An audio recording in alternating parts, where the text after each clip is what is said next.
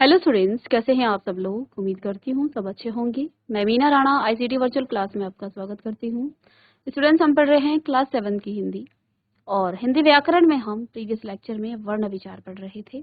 हमने इससे पहले भाषा, लिपि और व्याकरण पढ़ा, जिसमें व्याकरण के 3 विभाग थे: वर्ण, भाषा, शब्द और वाक्य।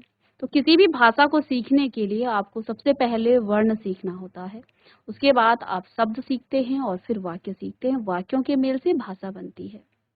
तो वर्ण क्या होते हैं ये हमने प्रीवियस लेक्चर में पढ़ा। साथ में हमने वर्णों के भेद पढ़े और यहाँ पर स्वर और स्वरों की मात्राएं पढ़ी हैं। आज की क्लास में आगे हम पढ़ेंगे अयोगवाह और जो हमारे हिंदी वर्णमाला के 52 वर्ण हैं उन सभी वर्णों के बारे में हम यहाँ पर पढ़ने वाले हैं। तो चलिए चलते हैं स्मार्ट बोर्ड पर। तो चलिए बच्चों, हमने यहाँ पर प्रीवियस लेक्चर में डिस्कस किया था वर्ण क्या होते हैं और वर्णमाला क्या होती है। साथ में हमने हिंदी वर्णमाला के 52 वर्णों के बारे में पढ़ा। तो वर्ण वह छोटी से छोटी ध्वनि जिसके खंड नहीं किए जा सकते हैं, यानी जिसके टुकड़े नहीं किए जा सकते, वह वर्ण या अक्षर कहलाते हैं। जब किसी भाषा के वर्णों को हम क्रमबद्ध तरीके से लिखते हैं तो वह वर्णों की माला अर्थात वर्णमाला कहलाती है। वर्णों के व्यवस्थित समूह को हम वर्णमाला कहते हैं और हिंदी भाषा में 52 वर्णों का जिक्र है, जिसमें 11 आपके स्वर हैं, 2 अयोगवाह हैं, व्यंजन आपके 33 हैं और यहाँ जो व्यंजन लिखे हैं ये स्वर रहित व्यंजन हैं। संयुक्त व्यंजन आपके 4 हैं और 2 अतिरिक्त वर्ण हैं। तो 11 स्वर, 2 अयोगवाह, 33 व्यंजन, संयुक्त व्यंजन, अतिरिक्त व्यंजन, कुल मिलाकर के आपके 52 वर्ण हुए। वर्णों के हमने 2 भेद किए थे, स्वर और व्यंजन। तो वर्णों को हमने 2 भागों में यहाँ विभाजित किया, स्वर और व्यंजन में। तो स्वर क्या होते हैं? ऐसे व्यंजन, ऐसे वर्ण जिनका उच्चारण अन्य ध्वनियों की सहायता के बिना किया जाता है, यानी कि इस तरह से हम कह सकते हैं कि जिनका उच्चारण स्वतंत्र अवस्था में किया जाता है, किसी और वर्ण की हमें आवश्यकता नहीं होती है। तो ऐसे वर्ण आपके स्वर कहलाते हैं।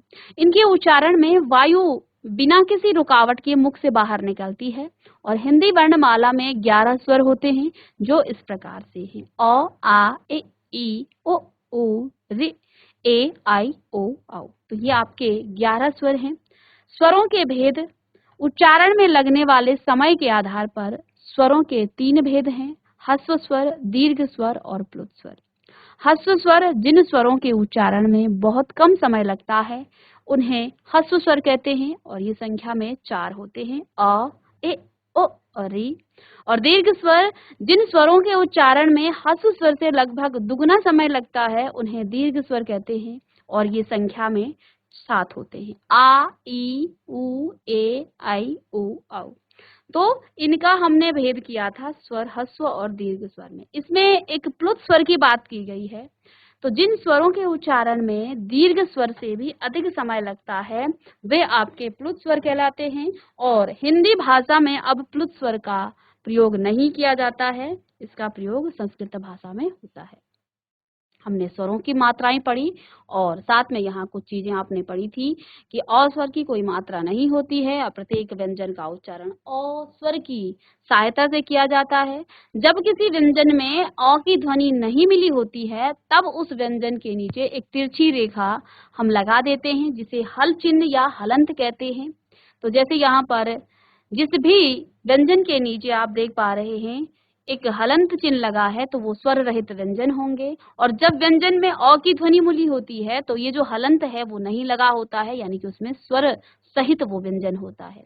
री की मात्रा आप प्राय वर्ण के नीचे लगाते हैं और रॉ में ओ और ऊ की मात्रा उसके मध्य भाग या पेट भाग में लगाई जाती है। ये सारी बातें हमने पढ़ी थी।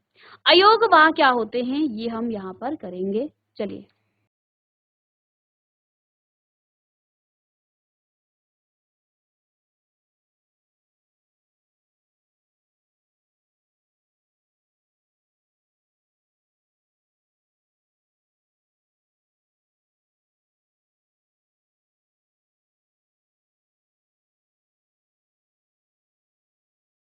चलिए तो आज हम अयोगवाह से शुरू करेंगे।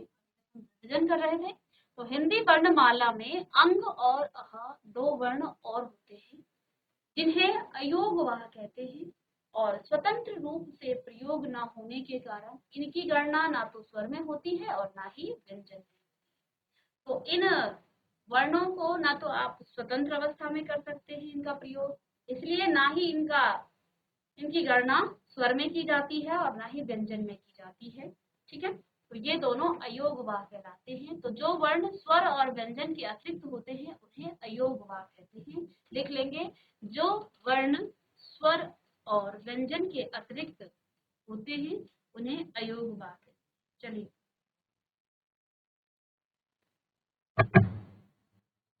तो हिंदी वर्णमाला में अंग और अह दो वर्ण और होते हैं जिन्हें अयोगवाह कहते हैं। स्वतंत्र रूप से प्रयोग न होने के कारण इनकी गणना ना तो स्वर में होती है और ना ही व्यंजन में। तो व्याकरण की दृष्टि से अंग को अनुस्वार और अह को विसर्ग कहते हैं। अतएव जो वर्ण स्वर और व्यंजन के अतिरिक्त होते हैं उन्हें अयोगवाह कहते हैं। चलिएगा, नोट करेंगे इसे।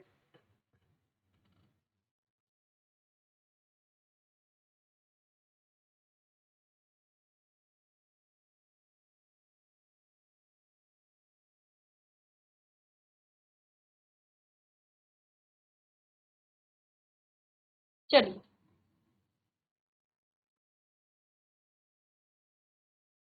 इसके बाद यहाँ पर आ जाता है आपका अनुस्वार।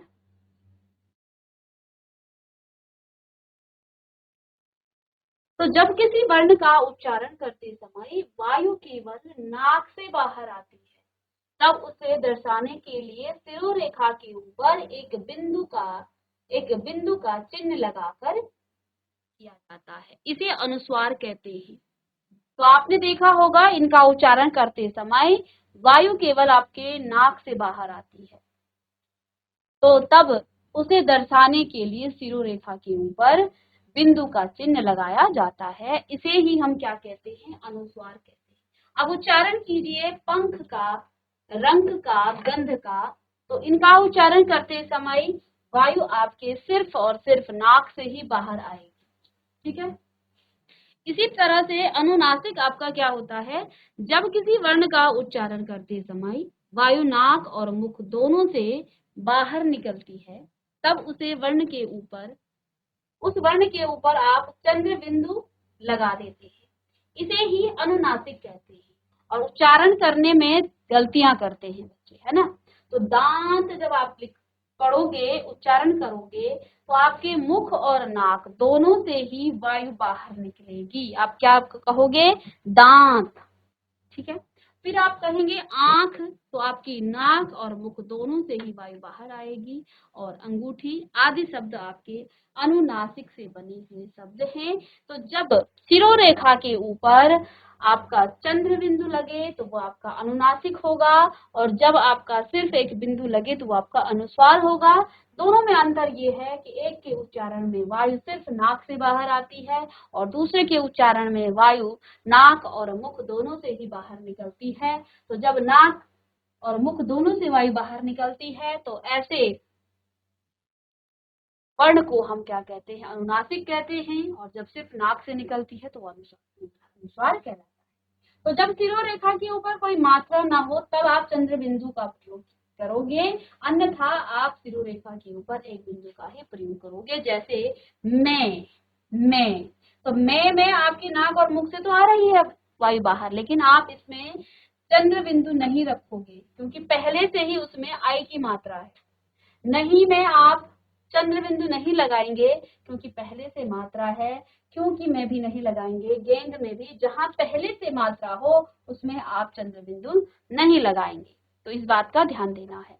इसके बाद नेक्स्ट आपका है विसर्ग। इस ध्वनि का उच्चारण आधा ह के यानी स्वर रहित ह के समान होता है। यह स्वर नहीं है, लेकिन इसे अ के साथ जोड़ करके अह की तरह लिखा जाता है।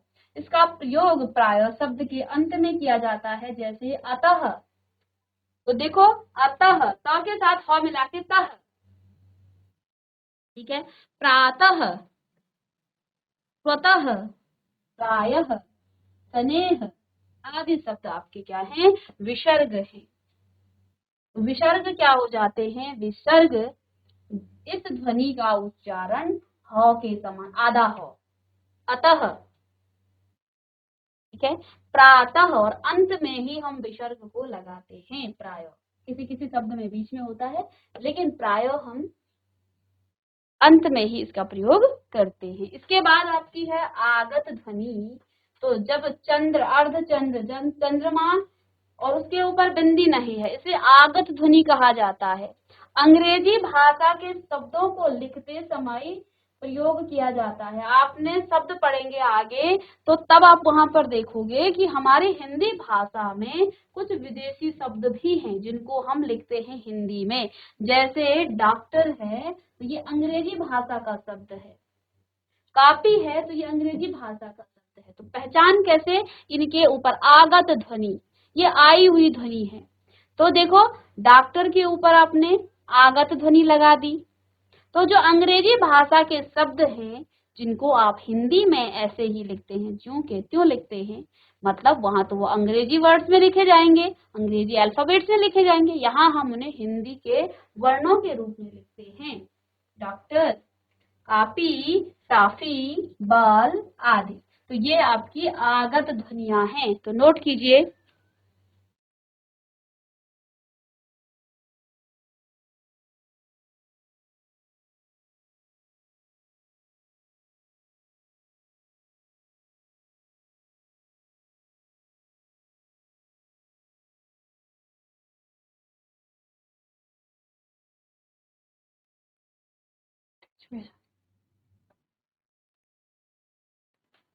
चलिए, अब नेक्स्ट यहाँ पर अनुस्वार और अनुनासिक में हम अंतर जानेंगे। तो अंतर तो हम पढ़ ही चुके हैं, इनके कॉन्सेप्ट से ही हमें समझ में आ गया कि अनुस्वार का उच्चारण करते समय वायु हमारे सिर्फ मुख, नाक से निकलती है, और अनुनासिक का उच्चारण करते समय नाक और मुख दोनों से वायु बाहर निकलती है।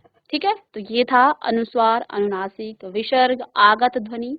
ठीक है, तो ये सारी चीजें आपने पढ़ी। अब नेक्स्ट जो हमने यहाँ पर वर्णों के भेद किए थे, जिसमें स्वर और व्यंजन हम पढ़ रहे थे, स्वरों के बारे में आपने जाना। अब हम पढ़ेंगे व्यंजन क्या होते हैं। तो सबसे पहले बात तो ये जान लीजिए कि स्वर जहां स्वतंत्र अवस्था में जिनका उच्चारण किया जाता है, वहां व्यंजनों का उच्चारण करने के लिए आपको स्वरों की मदद लेनी पड़ती है। यानी कि व्यंजनों का आप स्वतंत्र अवस्था में उच्चारण नहीं कर सकते हैं। तो जिन वर्णों के उच्चारण में स्वरों की सहायता ली जाती है, उन्हें व्यंजन कहते हैं, और इनके उच्चारण में वायु थोड़ा रुककर मुख से बाहर निकलती है। हिंदी में व्यंजनों की संख्या 33 है, और संयुक्त व्यंजनों को मिलाकर इनकी संख्या 37 हो जाती है। तो जिन वर्णों के उच्चारण में स्वरों की सहायता ली जाती है, उन्हें व्यंजन कहते हैं। और स्वतंत्र अवस्था में बच्चों आपके जो व्यंजन हैं वो हलंत के साथ होते हैं, और जब आप उनको स्वरों के साथ जोड़ देते हैं, यानी अ से जोड़ते हैं, तो वो व्यंजन आपके फिर हलंत को छोड़ करके, यानी हलंत उसमें नहीं होगा। ठीक है, चलिए, अब जैसे हमने स्वरों के भेद किए थे, ह्रस्व स्वर, दीर्घ स्वर और प्लुत स्वर, इसी प्रकार से व्यंजनों के भी भेद हैं। तो व्यंजनों के निम्नलिखित दो आधारों पर भेद हैं। आधार क्या होते हैं, मैंने आपको पहले भी एक आम का उदाहरण दिया था कि आपको बच्चों से कहा जाए कि आप किसी पेड़ से आम निकालिए, और आपने आम निकाला और बाद में आपको दो अलग अलग पेटियों में रखने हैं, कुछ बड़े और कुछ छोटे। तो किस आधार पर आप रखोगे, बड़े और छोटे साइज पर, उनके आकार के आधार पर, या फिर कच्चे आम और पक्के आम के आधार पर आप रखोगे। ऐसे ही जो व्यंजन आपके पास हैं उनके भी भेद हैं। क्या भेद हैं, स्पर्श के आधार पर। अब स्पर्श क्या है, हम जब किसी वर्ण का उच्चारण करते हैं तो हमारे मुख के अंदर, आप देख रहे हैं आपकी जीभ लगातार कहीं ना कहीं आपके मुख के अंदर टच करती है, स्पर्श करती है।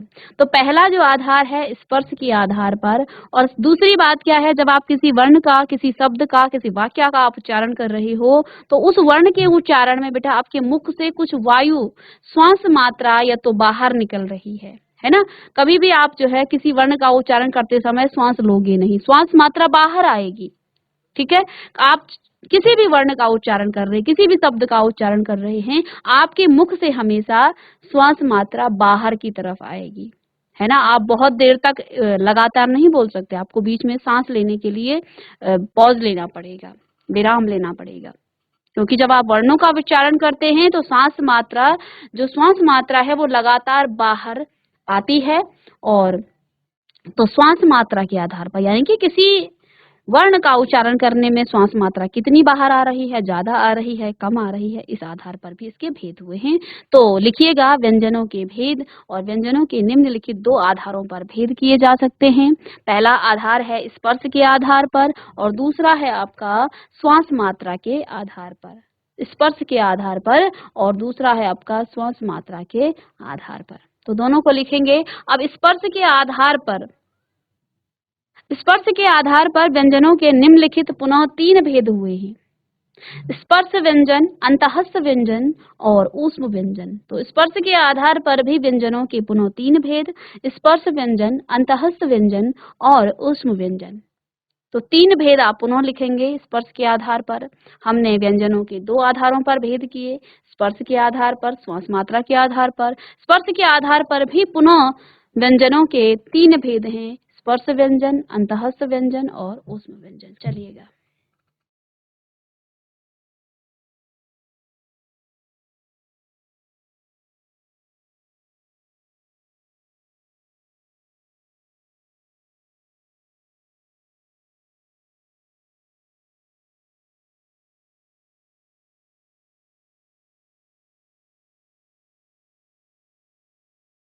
चलिए स्पर्श के आधार पर व्यंजन क्या होते हैं। स्पर्श के आधार पर व्यंजनों के तीन भेद: स्पर्श व्यंजन, अंतःस्थ व्यंजन और ऊष्म व्यंजन। तो स्पर्श के आधार पर व्यंजन, जिन व्यंजनों का उच्चारण करते समय जीभ मुख के